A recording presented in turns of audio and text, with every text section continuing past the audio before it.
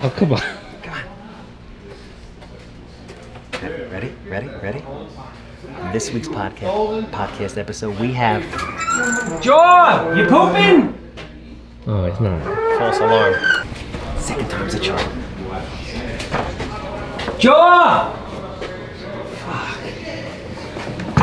In this week's podcast episode, we have Cory Muroff, AKA The Jaw, head of property management for Team Handsome, and what is that stuff that he does again? Ecom legend.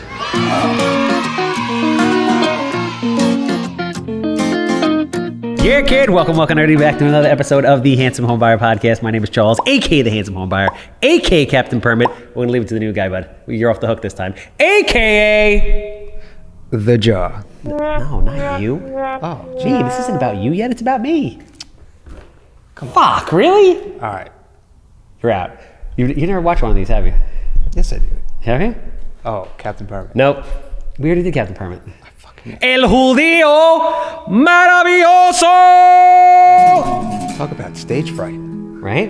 I got another one too. Catherine Trent. El Chulo de las Casas.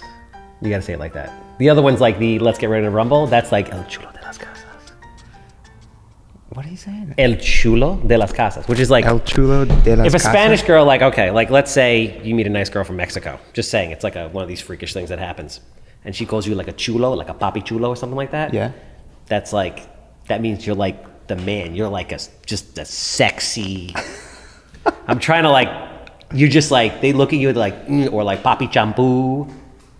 Anybody ever call you anything like that? No, but I wish someone did. It might happen. It might happen. Soon come, right? So, where are we going with this? We got to talk about the Captain Permit because he's a freaking man, and it is just businesses pouring through the door. Townships are worse than ever before. You know that. Oh man, we're dealing with it hardcore. Inspectors are just bad and getting worse. Not their fault all the time. If you haven't checked out the 3 best and 3 worst building departments on Long Island, definitely check it out. Levy, do that thing you do. When I put my finger up there and you make it happen. Thank you, sir. Appreciate it. You need permits. You need anything permit related, tip to tip, coast to coast. And by that, I mean Montauk to the Queens border, interior alterations, new construction. Lumber is dropping, people. If you're about to buy a lot of lumber, don't do it. Wait for 2 weeks. Lumber prices are going down big time. I think 50%. A 2x4 was $12.50. Now it's like $7. It's about to go to like $4. So if you can wait a couple weeks, definitely do that. Call the captain if you need plans for a new house, dormer, anything. We got you, 516-513-8838. And obviously, I'm the Handsome Homebuyer. If you have a house that smells like cat pee, dated from 1960s, notes, commercial property, land. Did I forget anything? No, I don't think so. Apartment buildings with crazy people that are doing God knows what. And today's guest is doing an unbelievable job helping me manage that situation. I want to buy it. 516-777-SOLD. So we are here in the, this is our first, congratulations of being the first guest in the new podcast studio. Yeah, what an honor. Between the mold in the windows and the no electric, and we're sitting here in the dark. But it's cool to do this because then it's about the ride. Exactly. And as a successful business owner, former business owner, probably current business owner, there's probably some shit you have obviously that I don't know about, and going to be future business owner, you can appreciate the process. Of course, yeah. I mean, now that we're recording this, we get to see where we're at, right? And then maybe the next podcast, it's going to have a little extra something in the background, and eventually we'll get to our full-blown, like... 30 days, we're going to be there. We're going to make it happen. Sickest office on Long Island. We're going to be sexy, dead sexy, in 30 days. I like that. So for you out there in YouTube land who doesn't know, this is my man Cory Muroff, right? Did I get it? Yeah. I got it. AKA The Jaw. Give the ladies a flash the right? Hands down, the most attractive, muscular jaw I have ever seen. I actually thought that he resembled the guy from Princess Bride. I don't know his name, but he was handsome. He had that little mustache. The other day you had that little swashbuckler thing going on. Yeah. So I tagged it up. As a matter of fact, most people say that you look like Matt R. Visual. Shout out to Matt R. Visual. Do that thing with Matt R. Visual, who's the man. Started out my content creating career with Matt R. Visual. Very handsome guy, break dancer. The difference is it's confirmed that Matt R. Visual has the biggest hammer in the content creating space. Right. He is 100% Puerto Rican. You are Jewish. I am Jewish. I happen to be half Sicilian. So there's hope for me. How's your hammer? Listen, all right. If we're gonna go there, I'm not gonna talk myself down. All right. You don't have to say anything. Like, you like dogs? I like dogs, of course. Okay. So there's a bunch, like, you ever see like a little yippy dog? Yeah. They don't shut up, right? They yip, Right, they yip, they they snap yip. at you. Because they're tiny. They know, they're not threatening. But when you get like an Akita, you know what an Akita is? Yeah. Akitas are badass. You ever like interact with an Akita? Yeah, they're scary. So an Akita, you ever seen an Akita interact with a dog that's barking at it? No, but So- probably isn't good. My first pre-job job, I worked at a 7-Eleven, which was the greatest thing ever. Okay. You haven't ever seen the movie Clerks, right? No. I know, I'm too fucking old. Have you seen it, Levy? No. Fuck. Anybody who's out there who's seen the movie Clerks, they know it's like an old school movie where the guy works in like a convenience store or something, and the craziest people in the world come in and they like, check the eggs. It's just they skateboard on the roof through the store. I was 15 years old and it was a great job. The point is, the manager of that place had an Akita. And the thing was, like, Akitas are so badass. I think they're supposedly, don't quote me on this, but it sounds good, the closest thing to wolf that a dog it can be without actually being a wolf. Right. So an Akita will just stand there, beautiful, and another dog can bark its head off because the Akita knows, I don't have to bark at you because I will rip your jugular out in 2 seconds. So you don't have to defend the size of your hammer. You could just sit back and say, just not say anything because and then I'll look at you and be like, it's that big, isn't it? All right. I'm just going to stay quiet then. Like, I'm the Akita, I guess, right? Yes, you want to be the Akita. That's it. I'm not saying anything. That's it. In this situation and in life, you want to be the Akita, Right. right? Exactly. So the Jaw came to work with us, and I'm very happy that you're here because you're awesome. We talked about this. Thank you. I can't take credit for hiring you. Emily, who is now on maternity leave and is coming back to a very new and exciting position, and Yep. we're very excited to have her back doing that. Found you. So how did you found us on Instagram, right? Yeah, of course, you posted that you were looking for someone. Emily was in the post. I hit up Emily and was like, hey, who can I email? I mean, How did you find my profile? Because it's always interesting. I think it's always interesting to see, like, you were in California at the time. yeah. So it's always interesting to see, like, how you can link up with people across the country and the world with social media. Right. So I've known Chris Romano for forever. That's And crazy. Yeah. So Does he know that we work together? I don't think so. I haven't spoken to him in a while. Okay. Like I usually see him at like the. But he's not the even really Rios. on social media. No, but I see him like at what is it, Long Island RIA. Yeah, Things East like Coast that. RIA, yeah. Yeah, and we did some work together a while back. But yeah, I mean, I was just keeping up to date. I typed in on YouTube Long Island real estate, saw him pop up, podcasting. Oh, I did a podcast with you. Yeah, and then I was like, who's this guy? Did some digging. I'm like, wow, really is the #1 home buyer, right? Yeah. So that was it. From there, Nice. got the follow going, and ever since was just keeping up. I mean, it's cool to see someone like you doing what you're doing in the town and the area that I grew up in. That's cool. So- So you're in California. You see the post. You and Emily hit it off. And let me tell you something. That's a big deal because Emily's tough. Yeah, she is. Emily is tough in Oh, yeah. every sense of the word. Like to Oh, go yeah. toe to toe and impress Emily is a very, very rare thing. Yeah, Emily's definitely one of a kind. Yeah. So you took the job and now you are running property management Yeah. for us and doing an unbelievable job. So is it, I guess let's take it back a little before. You had some real estate experience before, prior? Yeah, very little. So curious to know as to what enticed you to take the job, and then so far, is it anything like you imagined it was going to be? All right, so obviously I like surrounding myself with great energy. You always put out great energy on Instagram and everything, so that was enticing. I did have a little bit of real estate experience. Purchased one property. It was a 2-family and already had experience getting like tenants in there and stuff. So it was definitely an interesting process, and I wanted to put myself in a position where I can learn like the right way to do something. You know, so that worked out good. And then, so far, I've learned a lot. Is it anything like you thought it was going to be? It was, for sure. I was definitely expecting like some craziness. I know you work a lot with like Section 8 and Section 8 tenants and the townships, the villages, and I obviously didn't have so much experience working with them or working with Section 8 tenants, but I've heard stories just through networking in general, and I know it could get crazy. So it's a bit of what I expected, but really like what it comes down to is like how in depth like Emily has everything in order. Yeah. So that was definitely cool, and that part is really interesting. Like she really has it set up nice.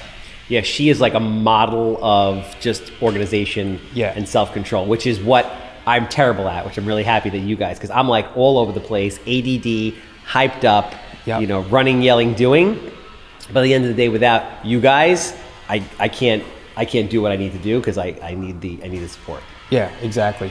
So yeah, Emily definitely hooked it up there, set up the cool, softwares and everything, which couldn't even imagine, but. So you haven't been here that long, right? But I think, so everybody knows I have all different kinds of tenants, but I really like program-based tenants for a lot of different reasons, especially we're in the situation we are right now with the like forever, never ending, let's just give people free stuff kind of a government that we're in right now. And so it's great because every month we're getting paid, which keeps the lights on, which keeps food in everyone's mouth, which is great. A lot of people have a negative connotation about, like a negative feeling about program tenants. I'd be curious to know your opinion based on what you've seen. So you've seen our cash tenants, you've seen our program-based tenants. There's good and bad with both. Right. It's really, like you said, there's good and bad with both. It's been a hit or miss. Some of our tenants on Section 8 are great. Like really just nice people, pay their rent on time, really concerned about the property, take care of it like it's their own. And then obviously you get those bad eggs in the bunch, and I could start naming out some names of people just that haunt us. Yeah, but we know who it is. But that's really with everything. So it's like there's good and bad to your point with everything. So in general, there's a lot of opportunities out there with different programs. And it's just as long as you have the right property management people involved. Like when you do rentals, it's super important to either have a good property management team, or be doing it yourself. And it's tough for you to do it yourself. Like to have a couple properties, in my opinion, is a tough thing to do. You either want to have like a few and you're going to manage it and it's going to be annoying. You want to have a lot so you can hire someone to do it, because otherwise it's difficult. Right. So like economy of scale, the more you have, the more income you have to pay the management people and whatnot. So like our management team's great. They're on it. I mean, between Leo and our new hire, Mike. Yeah, we're blessed to have a really good team. You guys do an amazing job. Yeah. So the interesting thing is you came here and I was like, kind of like, I didn't know you. I kind of like looked at you like a little side eye. I'm confused by this guy. Like, I just don't understand what's going on. I'm like watching your Instagram. So like for everybody doesn't know, Cory is probably the handiest Jewish man that's ever lived. Like, we do construction every day. I always say I can't hammer a nail. Like, I start following you on Instagram, and all of a sudden I see you building a house. Yeah. Like, what is happening here? I've always been into construction since I was young. And then I got into it seriously, like right out of high school. Even before I graduated high school, I was doing kitchen and bath full time. Eventually started getting my own jobs, and then I learned how to make money on the internet. There you go. Yeah. So I'm looking at him and I'm just like, something doesn't make sense here. Like, I just don't get it. Like, this kid is like really sharp to be driving across country from California to New York to take like a temporary job managing rentals. I'm like, there's something like here below the surface. What's going on? Yeah. And the little do we know, we find out that you're like an e-commerce wizard. Well, I was just excited to be in the position. I kind of just stayed quiet and was, following along, listening to Emily. Because you're the Akita, That's right. right? That's like a great example. A great example. So e-commerce is an awesome thing. E-commerce is one of these things that I really wish I was awesome at, because I feel like e-commerce gives you, and maybe I have it wrong, right? Maybe the misconceptions people have about the real estate world, I have the misconceptions about in e-com, is the sense that like, I could be one of those guys on TikTok with a van and a dog who's cruising around the world making like tons of money on my laptop. It's not that easy. No, I don't think it's that. I definitely don't think it's that easy. Yeah. But I kind of step it back a little bit. Well, tell people what you did in e-com and then explain to them how you got into it, because you're 26 years old. Yeah. So you're a very young guy. You know, already you were in business for 5 years prior. I mean, realistically, like a decade, but I didn't start making serious money until about 2015. Mm-hmm. Yeah, so I'd say like a solid 6 years of doing it full time. Okay. Yeah, I mean, I've always had little like entrepreneur endeavors going on, even since I was a teenager. Really, it all started like I used to skate a lot. Skateboard. Yeah. Did you know that, Levy? Big time. Hey, do a kickflip. Dude, I mean, You still got moves? Not in these shoes, but You still got moves? yeah, I still got moves. All right, so tomorrow, this is gonna have to be a part of this thing. Tomorrow, oh shit. Tomorrow, you come in here. Can you do a kickflip real quick? Of course. Right now? Yeah. Right back there. Like, do it. Man, I got the You know, Air you know Force what? Ones on. All right, we'll do this tomorrow. We'll do this tomorrow. Yeah, we'll get a skate sesh going. We have a whole setup right here. We could do like something. I didn't know you skated. Yeah. Oh yeah. Why'd you tell me? So Well, I told you I had the boosted. Oh yeah, but that's a boosted, but I wouldn't go wrong for it. That's True. That's true. keep going. Yeah. So as you know, when you skate hard, your boards break, right? And I was going through boards pretty quick.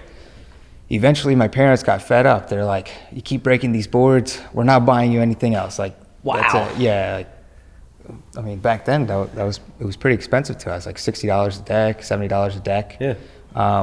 So it got to the point where I was like, well, I'm not going to stop skating. So what can I do to get myself skateboards? So what I did was I took my last $140 and my mom lent me a few bucks. I bought a pack of 10 blank skateboards for $175 and then went to the skate parks and sold them for $25 each. And then I'd keep one. So you bought a pack of 10, like just blank skateboard. So a regular skateboard is $60 that has graphics and all that shit on it, Yeah, right? yeah. So you buy a package of 10 for $110 Package 10 for $175. for $175, and then Yep. you went and sold them for $25 each, Yeah, $250. right. And Basically. you made $75. Yeah. So, but I was like, what, 12 or 13 at the time? Yeah, no, it's a big deal. It's a lot of money at that was point. a lot of money to me. Plus, it's just like the realization. You know, I feel like different things come to people at different times. Like what seems simple to us as older people, like when you're younger, you don't realize. And there's that one experience, that one person, that one message that just like kind of opens everything up for you. Yeah, exactly. So that was it. That's when it really started. But yeah, so then I guess like I realized it wasn't that much money. Now I needed to make a little bit more money.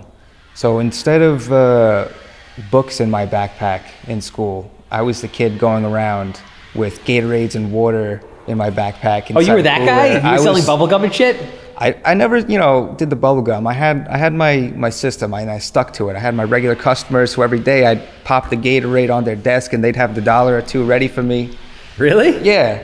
And then, if I had a little extra, left over, like let's just say one of the students that were my regulars called out sick, I would walk around the hallways with a bag of pretzels and just say, hey, one pretzel. Student takes one pretzel. You know that pretzel's salty. Oh, you're a dick. I'm like, yo, you're thirsty. You're a dick. I got water in my backpack. A dick. So, Would you say you were a very popular kid in high school? I think I was popular because of the things like that I did. Yeah. I definitely wasn't popular because I was like a star athlete or anything. Mm-hmm. I was popular for other reasons. But At that point in time, was being a business person like like obviously now being an entrepreneur is like a trendy thing. Like it's sexy. People like want to do it. Yeah. Was it cool at that point? Oh, no. No? Not at all. Like, people thought I was crazy. So basically you were like Morgan Freeman, Shawshank Redemption, but you never saw that movie, have you? No. Damn it. But in Deer Park High School. Yeah. And The older exactly. people know what I'm talking about. They'll get it. Yeah. Yeah, so... Fuck. It's so sad. This is such a sad fucking moment. The moment you realize that you became the old guy is a very, like, it's a moment. I saw that movie. It makes me feel All right, cool. Thank you. There we go. Yeah, there you go. Like, So you're peddling Gatorade. You're basically like the crack dealer. You're being like, here, have some crack, and then like when they need a drink, you're like, oh, by the way, Yeah, pretzels exactly. are free, but the drink's $5. exactly. Got it. Exactly. So, yeah, it was just always hustling throughout high school. And so then I started to like see this trend of guys wearing these bracelets, beaded bracelets. They were called Shambhala bracelets at the time. Okay. Like all like the hottest rappers were wearing them. And I'm looking at the bracelets. I'm like, yo, I can make that. Like I was doing that in like summer camp, you know, like the little lanyards and Of stuff. course you went to summer camp. You know why? Because I'm Jewish. Because you're Jewish, and that's Yeah. what we do. Where did you go to summer camp? Camp Taconic Where is that? in, damn, where is that? Massachusetts? Oh, you went to Sleepaway. Sleepaway, yeah. Wow. Yeah. All right, that was a different level. I went to day camp. Oh, really? Yeah, Sleepaway. Park Shore? No, I went to West Hills day camp. Oh, okay. What kind of dirty shit went on in Sleepaway? Oh, man, I was You learned about everything in Sleepaway, right? too young to get too dirty, but Well, how old were you there? When did you leave there? Like, when was the last year you went there? man, I can't even remember. Like- I was really young. Okay, so you were like Yeah. young. You Yeah. didn't go there until you were like 15. Like Oh, you I didn't was- finish high school there. Like become a camp counselor and No, no. like I had buddies that were in Sleepaway camp and they were like, I never want to leave.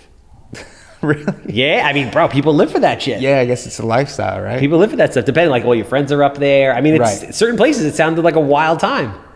Yeah, I mean, Not you. no, not me, but a bunch of kids, you know, sleepaway camp. I'm sure a lot of crazy stuff went down, you know.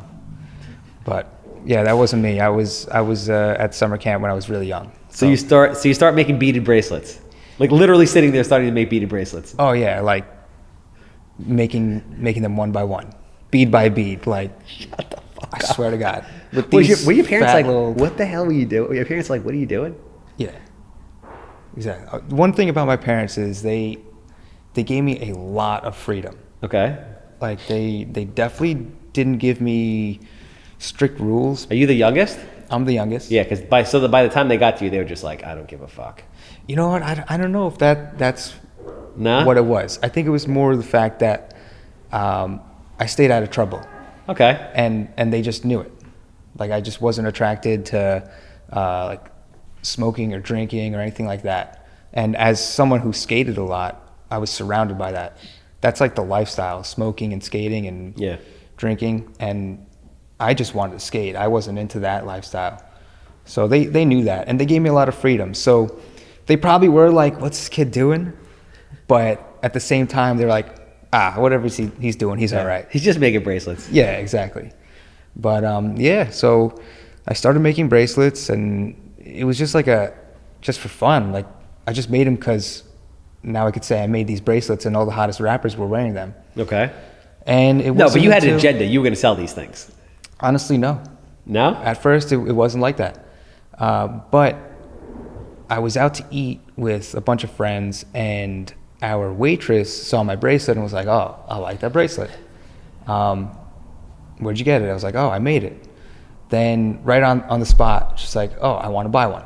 So I sold it right off my wrist. And I was like, all right, I'm going to start making these, bring them to school, and start selling them. Okay.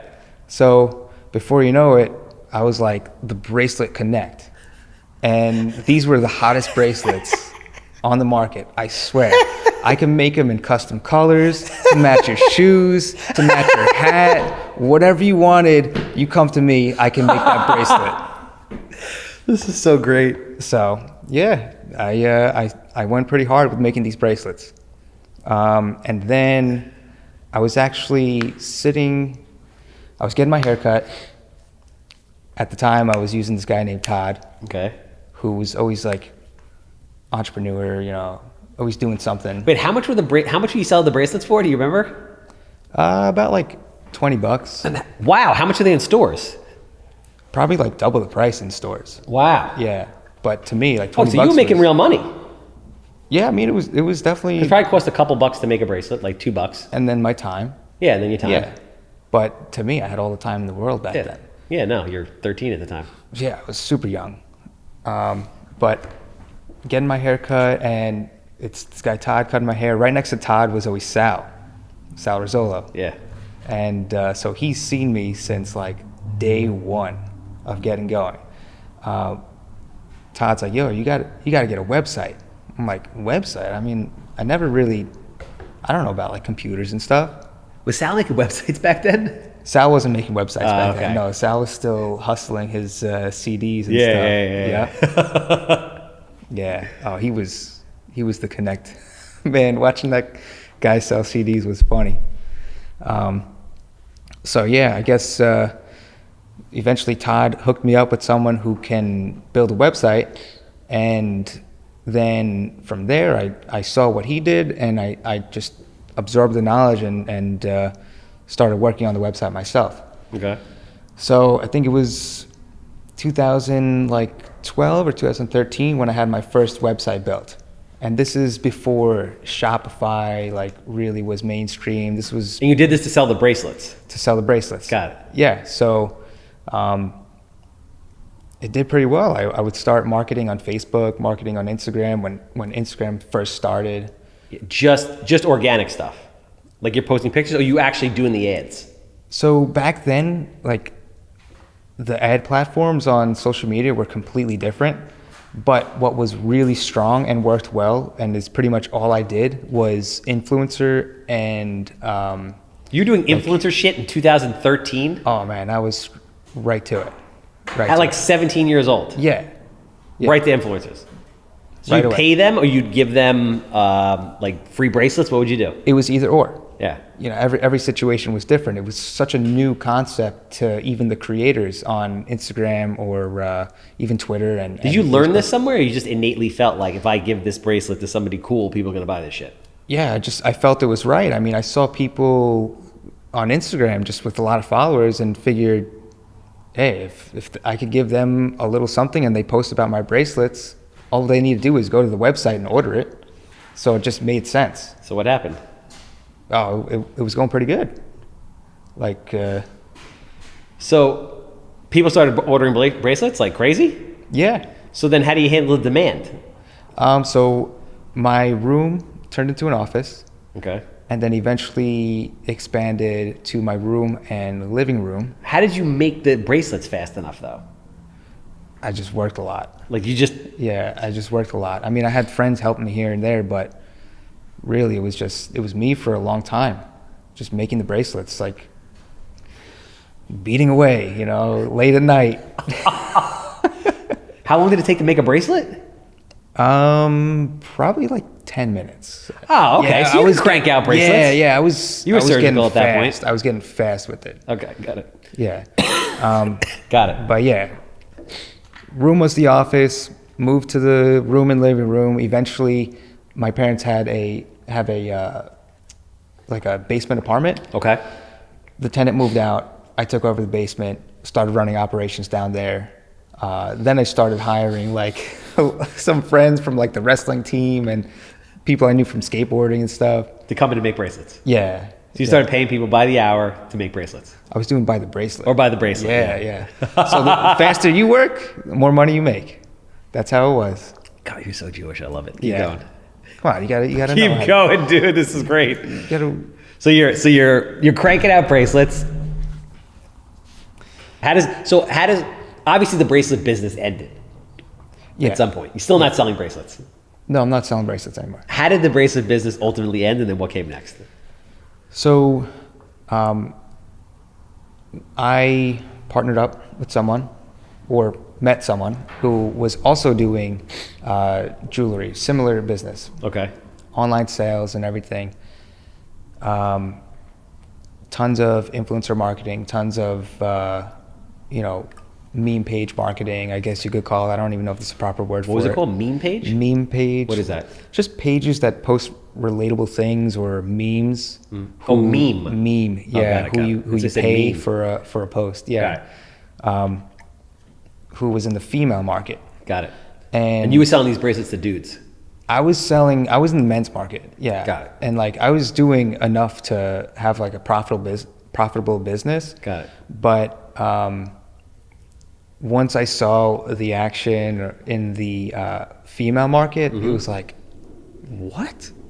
Girls are spending this much money? Yes. So yeah, we partnered up mainly because that operation was like super unorganized. I mean, sales were there, but ready to implode type of thing. Yeah, so basically your partner was a good, could market and generate business, but it doesn't matter if you have all the, we could buy 100 houses a year, 200, 500 houses a year. If we can't get them done, you're going to blow up. Yeah, exactly. Right. And if you're doing 200 houses a year, but without realizing buying material for 500 houses, there goes all your profit. Oh, really? There was a lot of that stuff? Yeah. So people stealing type of stuff? Not over ordering, just no sense of inventory control, no sense of time management for employees, things like that, just operations. Yeah. General operations. So yeah, we teamed up, focused really hard in the female jewelry market. And then I'd say about 2016, 2017 is when it just exploded. All female jewelry. All female jewelry. Yeah, I guess that's probably the accessory market. I remember women have always been to accessories, but if I think back, accessories really hit the fashion world hard about that time for everybody. Yeah, actually like stacks as they call them. Oh yeah, big time. I know accessories were hot. I know entirely too much about women's makeup, hair, nails, and jewelry. That's a good thing. I'm just putting it out there. UV gels, all that shit. Nothing wrong with that. I worked for Kenneth Cole in Roosevelt Field Mall, which is an awesome job. And across the way, there was the Mac girls, and they used to put makeup on me all the time, and I used to let them, and I actually kind of liked it. I digress. Yeah. Yeah, makeup. Yeah, Mac. The Mac girls. Maybe I want to know more about this. Putting makeup on me? Has it been beneficial in the dating life, or is it? No, I mean the Mac. Or with you? I love the Mac girls. The Mac girls are very interesting. And listen, it's like what we told. Oh no, you weren't there. I was with Dan O'Neill yesterday. There's two things that every man has done that they don't admit to doing. A lot of them don't. I admit to doing it, but every man has done it. One is walking around in high heels. You've tried on high heels in your life. All right. Yeah. Right. Yeah. The second is the mangina. All right. You already hit me with this one. Yeah, I know, but the world's gonna hear about it now. We were talking about it in private. I'm gonna. You've done the mangina. I'm gonna pull the Akita on this one. It doesn't. That's not a key. That's not a key to move, bro. Well, the key to move in this situation is to be like, hell yeah, I've done the mangina if you've done it. That's yeah, I don't care. Well, then yeah. I don't care if the world knows that I've tucked my nether region in and pretended I was a woman for even a split second. Well, I wouldn't say pretended I was a woman. I'll just say I've done the mangina. Okay. Yeah. Good. Yeah. Nice. How the hell did we get on this topic? I don't know. So women's jewelry. So the accessory market. Mac, makeup. It all comes together now. Yeah. So I know a lot about female stuff. So the accessory market explodes. Yeah. You jump in there. What appears to be a perfect partnership, which partnerships are very difficult, bro. Doesn't matter any of the situation. If you're in a relationship with the person, even harder. Partnerships in general are very difficult. I've never done one. Don't know if I ever will. I kind of like to do things the way I want to do and when I want to do it. Of course. Very easy to breed resentment in those situations if someone's not working. If someone feels someone's working harder than they are or vice versa or whatever. It's a very difficult thing to manage. But with the right symmetry, it could be a beautiful thing.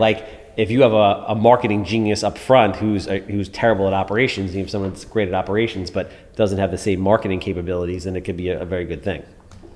Yeah, no, totally agree. I think that partnerships are hard, freaking hard. Mm-hmm. You really have to learn to understand what's going on in someone else's head, which is like freaking near impossible. But with the right synergy and the right skill sets coming together, it could be extremely beneficial. And I think you could expand a lot faster too. But also on top of that, it was like the first partnership I've ever been into. Okay. So, well, you're like young. Yeah.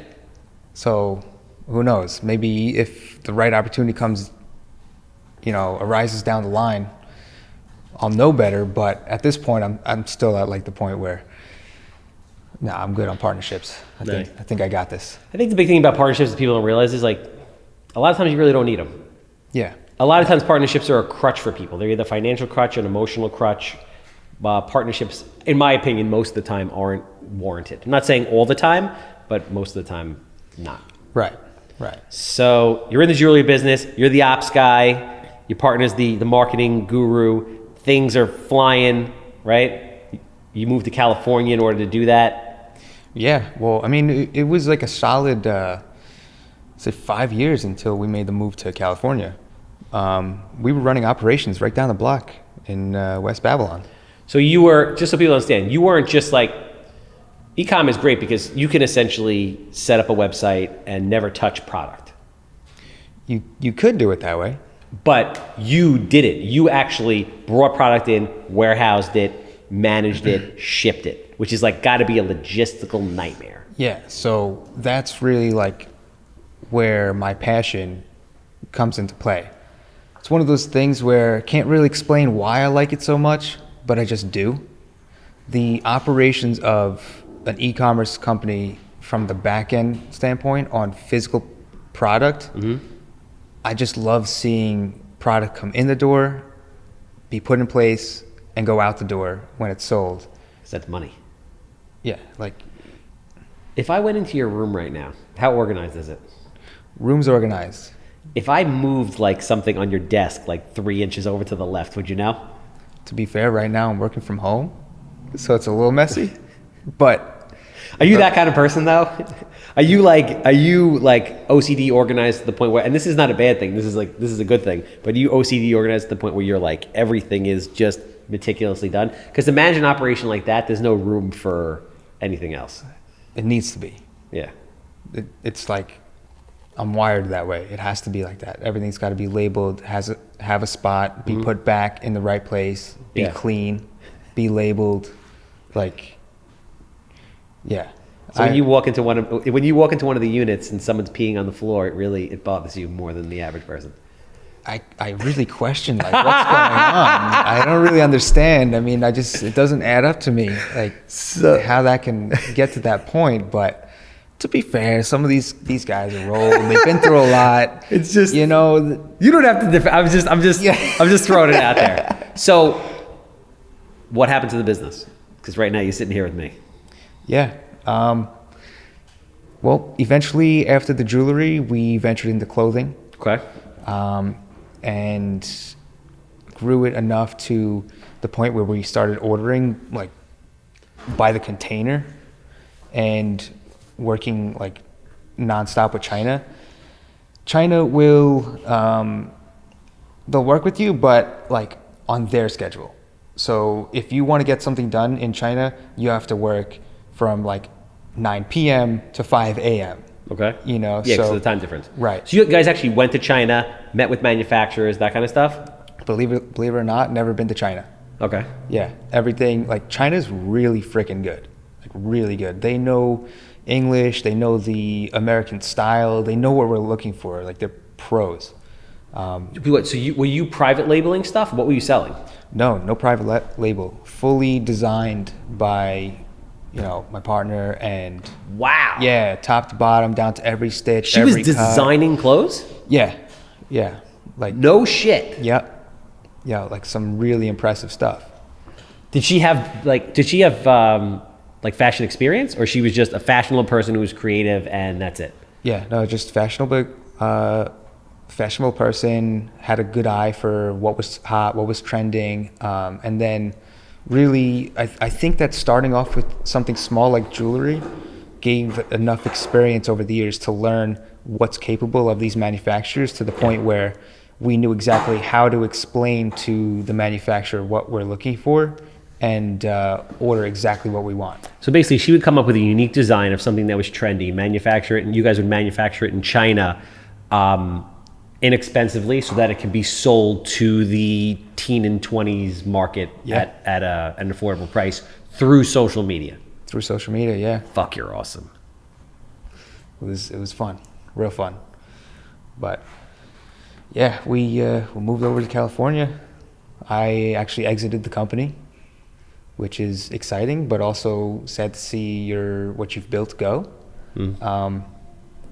But really, what it came down to was the time zones in China are going to work in California are going to work to our benefit with communicating with China, and the shipping times are going to work to our benefit with working while being in California. Like literally, now we can get things done. Now instead of going to sleep at like 4 or 5 a.m., you go to sleep at like 1 or 2, which is like, okay. You guys used to basically work on their time. Yeah. You would literally work on their time, on China's time. Yeah. It was tough. So now we gain 3 hours, or the company gains 3 hours. And then also it would take like 45 days to like 60 days sometimes to get containers over to New York, while it takes like 15 to 30 days to get it to California. So shipping time gets cut in half, is also like half the price, and gaining just time. Interesting. So you exit the business, you see us on Instagram, and now we're here. Yeah. I guess we kind of just stuck with e-com stuff, but in the mix of all that, when I was still getting started with like my business and with selling bracelets, I was also doing construction. So that's kind of where I learned how to do all the handy stuff. And it just always intrigued me, seeing people buying houses and renting them out and, I don't know, just flipping and stuff. So with all that going on, somehow I managed to buy a house. It was a 2-family house. It was great deal, at least what I thought. And did a whole freaking project while operating a e-commerce company, and luckily got that done. There's tenants in it now, and it's rented out. But yeah, so always had an interest in real estate, and that's why, like, with the timing of exiting that company and with the timing of you hiring, so thanks, Emily, for getting pregnant at the right time. It's amazing how things work out. Yeah, it just worked out. Like, I thought it was perfect. I was planning on coming back to New York anyway, so it was like, I needed something to do for the meantime, right? So what's next? What's next is, I'd